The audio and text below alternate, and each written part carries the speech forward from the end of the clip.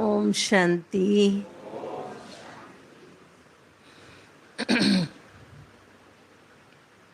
वैसे बाबा ने सूरत के सभी भाई बहनों को इतनी अच्छी लॉटरी दी है कि कोई को भी ईर्षा आवे। कौन सी ईर्षा आएंगी? कितनी अच्छी दीदी मिली है और कितनी अच्छी आप सबकी पालना हो रही है। ये पालना, ये प्यार, ये स्नेह, ये समय बहुत बहुत वैल्यूबल है।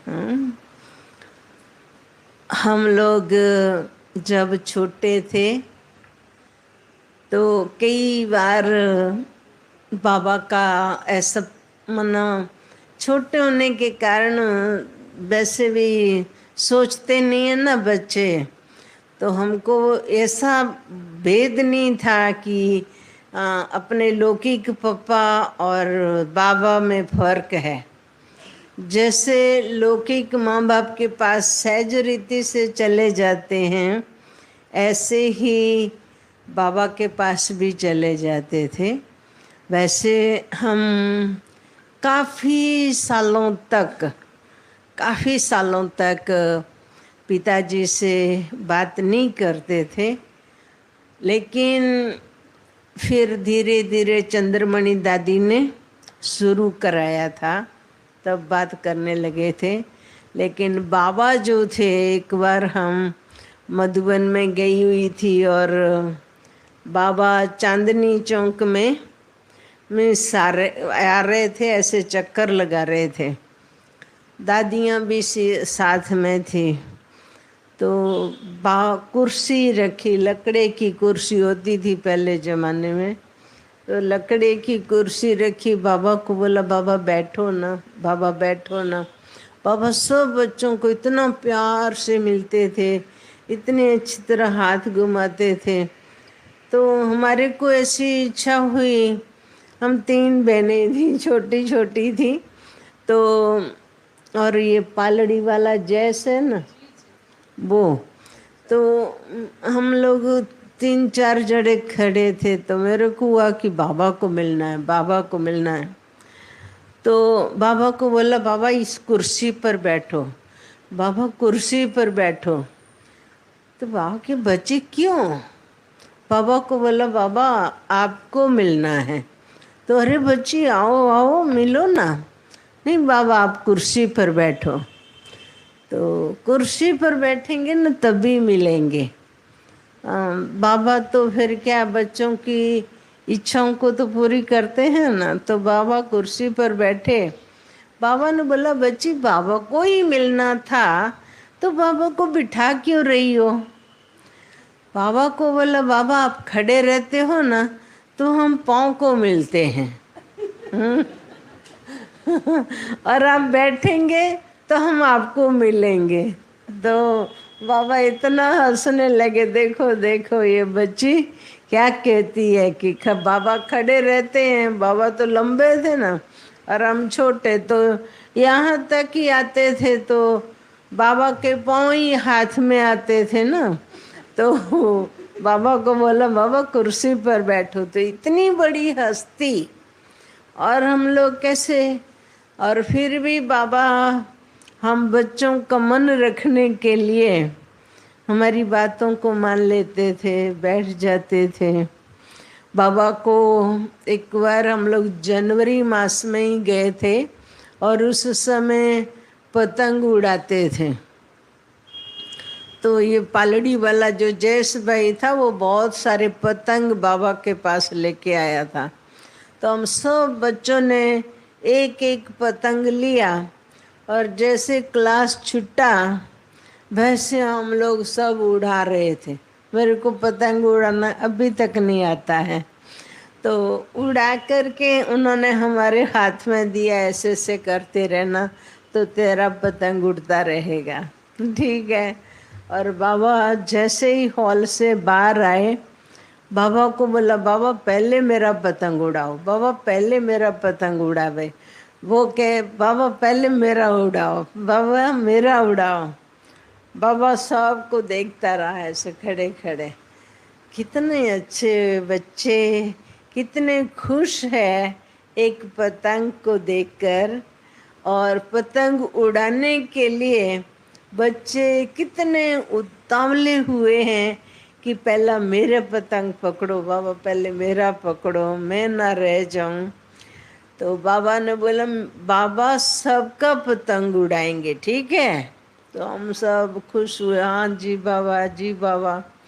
बाबा एक एक का पतंग लेता था और ऐसे एक दो बार करे, अरे बच्ची तेरा पतंग तो कितना अच्छा उड़ रहा है, कितना बाबा तक पहुंच गया बच्ची, बस अब थोड़ी मेहनत और करो, तेरा पतंग बच्ची बाबा के पास पहुंच जाएगा, फिर हाथ में दे देंगे, फिर उसका उठाएंगे। बाबा कहेंगे बच्चे आपका पतंग देखो कितना अच्छा है, कितना अच्छा उड़ रहा है, इसको कोई भी माया नीचे नहीं ला सकती है। और फिर बाबा तीसरे का लेंगे, अच्छा बच्चे पतंग तो बहुत अच्छा उड़ रहा है, लेकिन ध्यान रखना कि कोई काट ना डाले। हाँ, तो बाबा कहते थे बच्चे माया से यही ध्यान, बच्चे खूब मेहनत करते हैं, खूब आत्मा रूपी पतंग को उड़ाते हैं, लेकिन बीच में माया आ जाती है, परंतु उससे कैसे बचना है वो भी बच्ची कला होती है। तो बाबा को बोलो बाबा कैसे बचने का, मन पतंग तो ऊपर होता, उसको कैसे बचाने का। बाबा ने बोला बच्ची ये भी मन बहुत अच्छी कला होती है, जब डोरी ढीली छोड़ देते हैं ना तो फिर पतंग अपनी नहीं टूटती है, बच जाती है। तो माया से कैसे बचना है बाबा बहुत सारी युक्तियां बताते हैं। तो मन्ना हम तो छोटे छोटे सब लोग थे ना, लेकिन फिर भी बाबा बच्चों छोटा हो या बड़ा, बाबा की बहुत ऊंची दृष्टि थी सब बच्चों के लिए।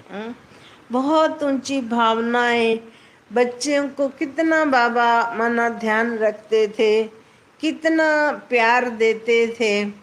आज कोई भी ऐसा नहीं है जो कहे कि मुझे बाबा ने प्यार नहीं किया या बाबा के साथ मुझे प्यार नहीं है।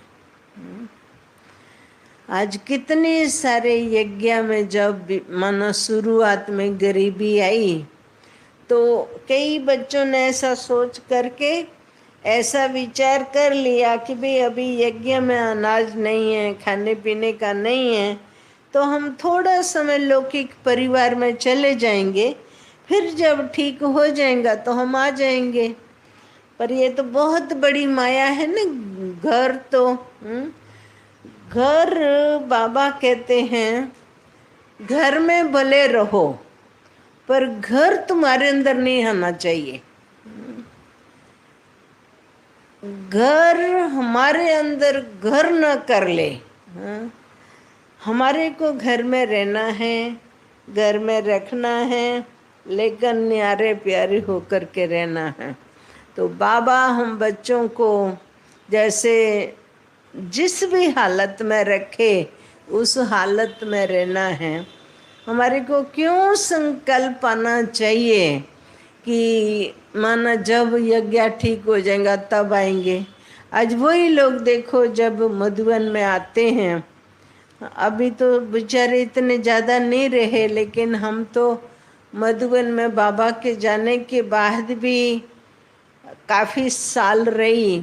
तो उस समय जो आती थी बहनें भाई रोते थे कि हमारे को पता नहीं कौन सी माया ने उड़ा लिया, हमारे को पता नहीं चला बाबा बैठा है, कितने सारे और दीदियाँ दादियाँ थी, और हमारे को ऐसा संकल्प आया कि बाद में आ जाएंगे, लेकिन फिर तो ऐसा माया ने पकड़ा जो हम बाबा से कितने दूर हो गए। आज हम कैसे जाल में फंस गए हैं, कैसे गृहस्थी में आ गए हैं। तो बाबा हमारे को कैसे छुड़ाते हैं और कैसे बाबा ने अपना बना लिया है, अपनी गोद में बिठा लिया है। और बाबा की गोद तो बहुत सेफ्टी वाली गोद है। देखो, अगर कोई किसी को मारता हुए और बच्चा माँ की गोद में होवे तो माँ कितना ध्यान रखती है। जैसे कोई ईश्वर से मारेगा तो तुरंत बच्चे को ना लगे, ऐसे ध्यान रखती है ना। तो ऐसे बाबा भी हम बच्चों का माता पिता बन करके संभाल रहा है। जो भी हो, मेरे को बाबा की गोद नहीं छोड़नी है तो नहीं छोड़नी है, इतना ध्यान रखना है।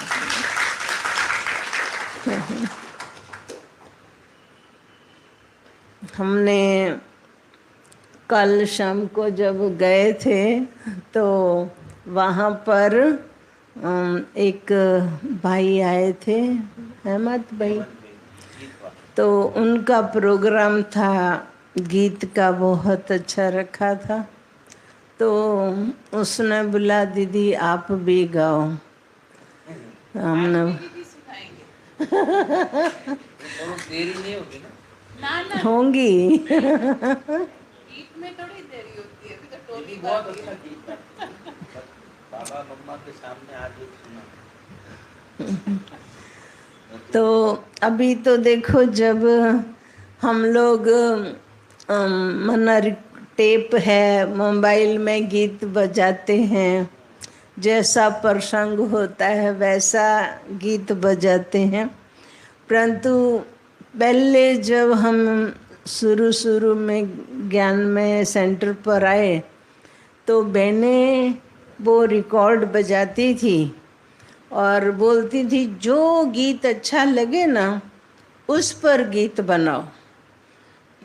समझो मम्मा आने वाली है तो उस रीति का गीत बनाओ, बाबा के पास जाने वाले हैं तो उस रीति का गीत बनाओ, कोई मर गया है और वहाँ के गीत गाना है तो उस रीति का गीत बनाओ। तो हम लोग मना ये जो रिकॉर्ड होते थे वो बजाते थे और गाते थे। हाँ, हमारे जलंधर में अपनी मम्मा आ रही थी, तो जब मम्मा आने वाली थी तो हर एक उस समय पता नहीं कहाँ कहाँ के लोग जलंधर में आए हुए थे।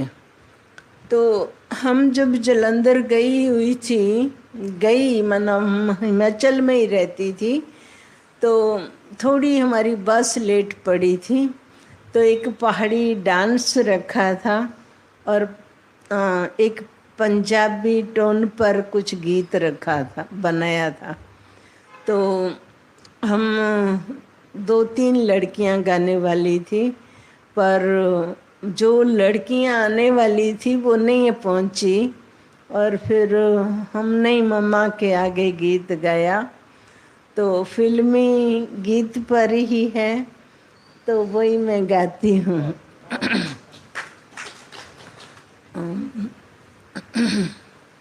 वो गीत तो वैसे फिल्मी है, सारी सारी रात तेरी याद सताए, ये गीत गाया था तो वही मैं आपको सुना रही हूँ, थोड़ा सा सुनाऊंगी।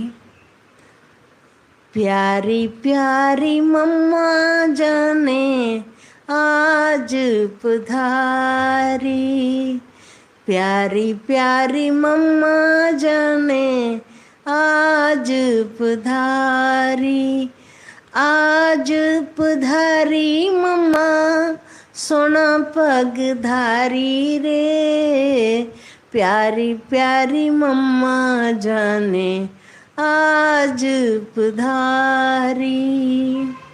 आप तो आई मम्मा बाबा कौन लाई रे, अपने कन्हैया को संग क्यों न लाई रे, संग क्यों न लाई मम्मा बड़ा पछताए रे, प्यारी प्यारी मम्मा जाने आज पधारी।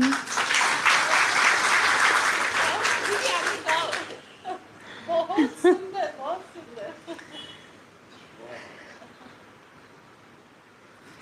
हम लोगों को मीन्स बस ऐसे ये पता नहीं था ये फिल्म में गीत होते हैं, फिल्म के होते हैं, लेकिन हमारे को ऐसा कहते थे ये जो गीत है ना इसमें मामा या बाबा का नाम आना चाहिए। तो उस समय तो अच्छे अच्छे लोग गीत गाने वाले ही नहीं थे ना, इसलिए जो रिकॉर्ड अच्छा लगे हमको, हम लोगों को वो उसके पर बनाना और गाना। हम लोग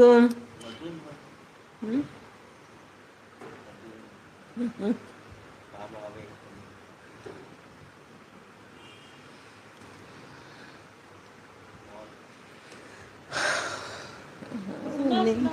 बहुत अच्छे। बाबा आवे तू है नहीं, उसके बाद ये बना है, बहुत बाबा की याद है। राजू भाई इसीलिए बाजू में गए। वैसे नलनी बहन जो है ना, उनकी बड़ी बहन जो थी ना, रजनी बहन नाम था उनका, तो वो और हम और एक दूसरी बहन थी। तो बाबा के अव्यक्त होने के बाद बताते थे गीत गाओ। हमारे बड़े दीदी जो दादी बड़ी दीदी जो थे उस समय बाबा के सामने नहीं थे। जब बाबा अव्यक्त हुए तो उनको बहुत ऐसे थोड़ा लगता था कि बाबा चले गए, मुझे क्यों नहीं बुलाया। तो कितने लोग गुमसुम रहते थे ना, तो मना सब लोग बोलते थे उनको हंसाओ या रुलाओ। तो कई बार ऐसे ऐसे गीत भी बनाते थे। लेकिन जब बाबा का अव्यक्त होने के बाद 2-4 दिन के बाद ये गीत आप लोगों ने सुने होंगे अच्छी तरह से, परंतु फिर भी गाती हूँ। वो दिल कहाँ से लाऊं, हाँ वही तो, माना वो फिल्मी गीत वो दिल कहाँ से लाऊं, है ना। तो इस पर हम लोगों ने बनाया था कि मधुवन में मीठे बाबा तेरी याद हमको आए, कमरे में जब मैं जाती बैठा दिखाई पड़ता, कमरे में जब मैं जाती बैठा दिखाई पड़ता, कह मीठी बच्ची हमको जैसे वो मुस्कुराए, मधुवन में मीठे बाबा तेरी याद हमको आए, जाती बगीचे में जब वही भासना है आती, अंगूरों के ये गुच्छे बाबा हमें खिलाए, मधुवन में मीठे बाबा तेरी याद हमको आए, मधुवन की वो ही कुटिया लगती है सी वैसी, मधुवन की वो ही कुटिया लगती है सी वैसी, हाल दिल पूछ बाबा जैसे हमें गले लगाए, मधुवन में मीठे बाबा तेरी याद हमको आए। जाती क्लास में जब यही वासना है आती, संदली पे बैठे बाबा मुरली मधुर सुनाए, मधुवन में मीठे बाबा तेरी याद हमको आए। ये स्तंभ सामने से मेरा ध्यान खींचता है, क्यों दूर जाके बाबा ड्रामा ऐसा बताए, मधुवन में मीठे बाबा तेरी याद हमको आए।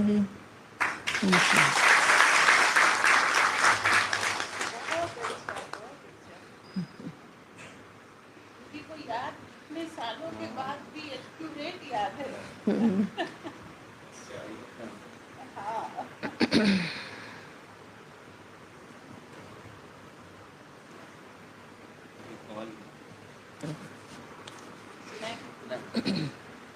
सुनाएंगे तो टाइम राजीव भाई आप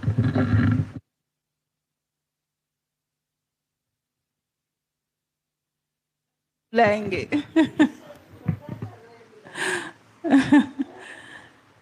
जरूर जरूर दीदी। बगिया में आए और बहुत महकाया, अच्छा लगा ना सभी को? हाँ, और कितनी अच्छी दिल की उदारता है। हमने तो सोचा था कि दीदी क्लास के बाद नीचे सभी उतरते जाएंगे तो दृष्टि देंगे और टोली खिलाएंगे। हाँ? तो दीदी ने कहा नहीं, मैं ऊपर आऊंगी, क्लास में कुछ सुनाऊंगी, सभी को मिलूंगी। हाँ? तो ये सीढ़ियाँ नहीं चढ़ते हैं हार्ट के कारण, लेकिन हम सभी का प्यार और दीदी का सरल स्वभाव, उसका परिणाम वो आज का इतना सुंदर क्लास का माहौल है। हम सब आदरणीय दीदी जी का तहे दिल से बहुत बहुत प्यार से धन्यवाद करते हैं। अभी हम सब पावरफुल दृष्टि लेंगे। एकदम अच्छे एकाग्र होके बैठ जाएं सभी, और फिर दीदी जी हम सबको टोली देंगे।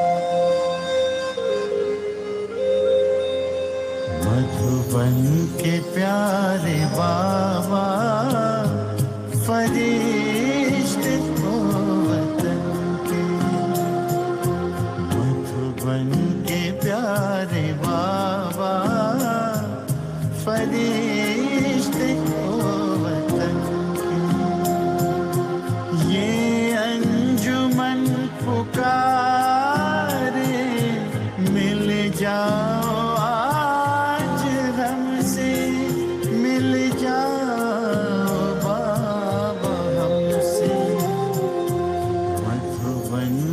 प्यारे बाबा फरिश्ते को वतन के, मधुबन के प्यारे बाबा।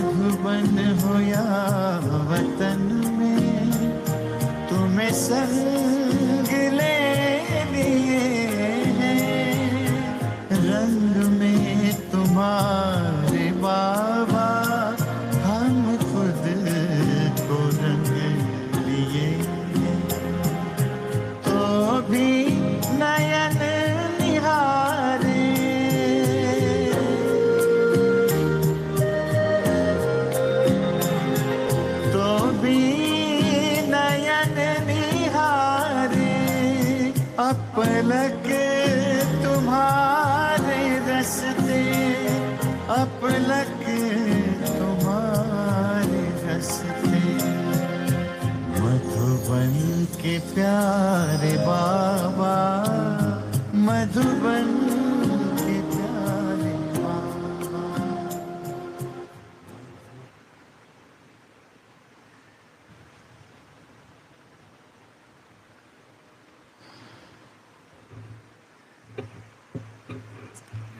मैं भी आज